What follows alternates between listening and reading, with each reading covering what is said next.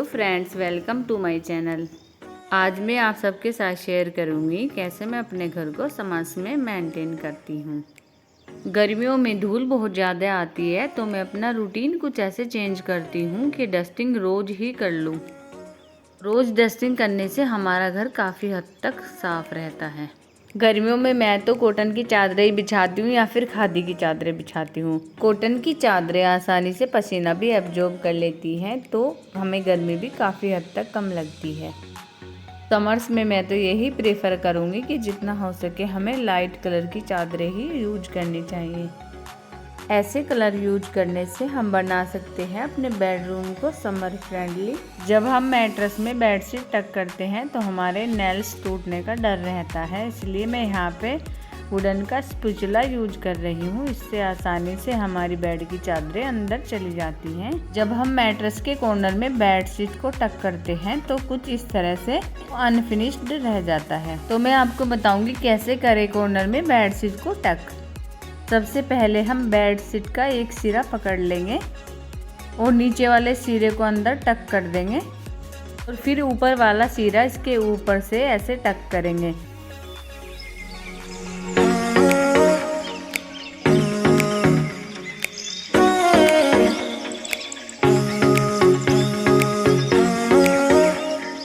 ये देखिए हमारे थोड़े से एफर्ट में ही हमारी बेडशीट में कितनी फिनिशिंग आई है। अगर आपको मेरे हैक्स और मेरी वीडियो पसंद आई हो तो मेरी वीडियो को लाइक करें और चैनल को सब्सक्राइब करना ना भूलें।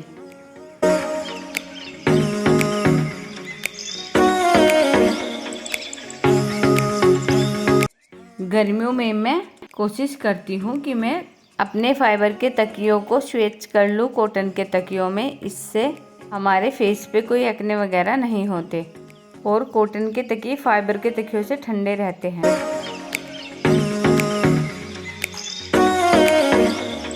और मैं अपने रूम्स का लुक प्लांट से पूरा करती हूँ। प्लांट्स हमारे रूम को एनर्जाइज करते हैं, उसकी एनर्जी को क्लीन करते हैं, इसलिए हम अपने रूम में प्लांट्स रख ही लेने चाहिए।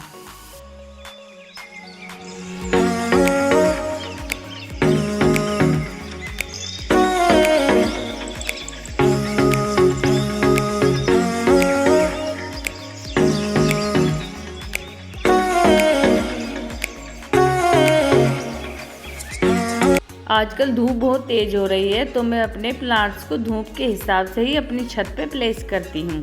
जितने भी मेरे फ्लावरिंग प्लांट्स हैं जैसे कि टिकोमा हो गया और चंपा हो गई और बोगनवेलिया हो गया, ये हार्डी प्लांट्स रहते हैं।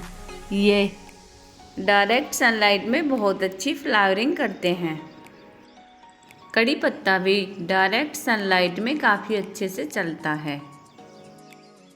और जितने भी हमारे छोटे छोटे प्लांट्स हैं उन्हें हमें एक बड़े प्लांट्स के नीचे रख देना चाहिए, इससे उन पे डायरेक्ट सनलाइट नहीं पड़ेगी। और बड़े प्लांट्स की वजह से छोटे छोटे प्लांट्स का मॉइस्चर भी मेंटेन रहेगा।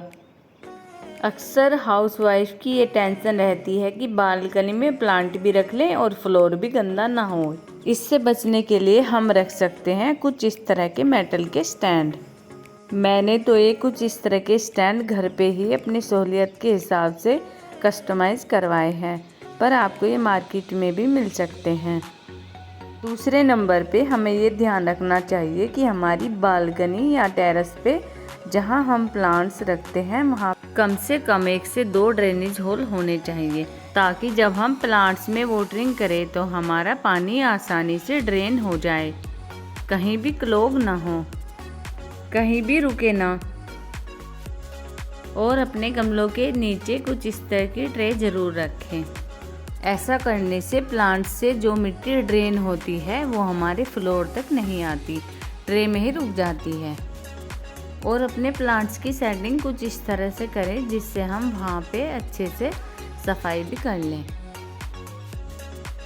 ऐसे तो मैं अपने घर की समर मेंटेनेंस पहले ही कर लेती हूँ, पर इस बार मेरे घर में कुछ रेनोवेशन का काम चल रहा था तो मैं काफ़ी लेट हो गई। मैं आप सबके साथ बहुत जल्दी अपने घर की रेनोवेशन भी शेयर करूंगी। उसके लिए मेरे चैनल को सब्सक्राइब करें ताकि जब भी मेरी नई वीडियो आए तो आपको तुरंत पता चल जाए। तो मेरे एक वॉशरूम में स्टोरेज की बहुत कमी थी और मैं ड्रिल करवाना भी नहीं चाह रही थी, इसलिए मैंने ये स्टिकी ऑर्गेनाइज़र लोकल मार्केट से ही लिए हैं। इन्हें हम बिना किसी होल के किसी भी स्मूथ सरफेस पर स्टिक कर सकते हैं। तो मैंने ये कुछ इस तरह का ऑर्गेनाइज़र अमेज़ॉन से मंगवाया था। ये काफ़ी दिन तक चला पर अब टूट गया है, तो मैं अब इसके ऊपर ही अपना ये नया वाला ऑर्गेनाइज़र स्टिक करूँगी। इसे लगाने के लिए हम सबसे पहले सरफेस को क्लीन कर लेंगे और फिर इसे दीवार पे रख के निशान लगा लेंगे। इन्हें लगाने के लिए बस ये ध्यान रखना पड़ता है कि हम निशान लगा के स्टिकर अच्छे से चिपका लें। अगर आप इस ऑर्गेनाइज़र को काफ़ी दिन तक चलाना चाहते हैं तो आप इसे चिपका के पूरी रात इस पे कोई भी सामान ना रखें, फिर अगले ही दिन सामान रखें तो ये ज़्यादा दिन तक चलेगा। तो ये मैंने रात में लगा दिया है। अब मैं इसमें सुबह सामान रखूँगी।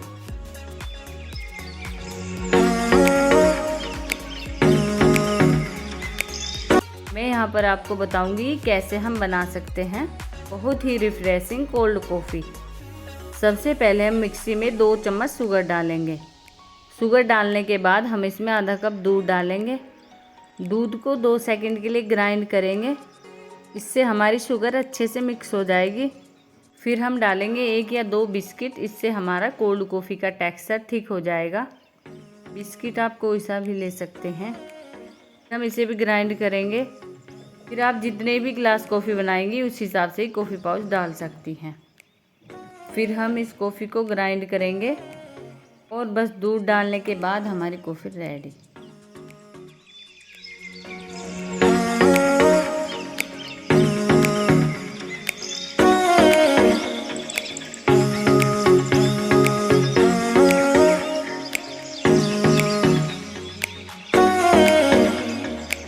तो गर्मियों में ही हमारे घर में जाले लगते हैं, मकड़ियाँ आती हैं, चींटियाँ आती हैं, तो कम से कम हमें वीक में तो जाले साफ़ करने ही चाहिए, नहीं तो ज़्यादा जाले आ जाएंगे और फिर वे छोटी छोटी मकड़ियाँ अलग अलग फैल जाती हैं। तो इसलिए हमें भले ही जाले ना दिखें, अपनी सीलिंग्स को साफ़ कर लेना चाहिए।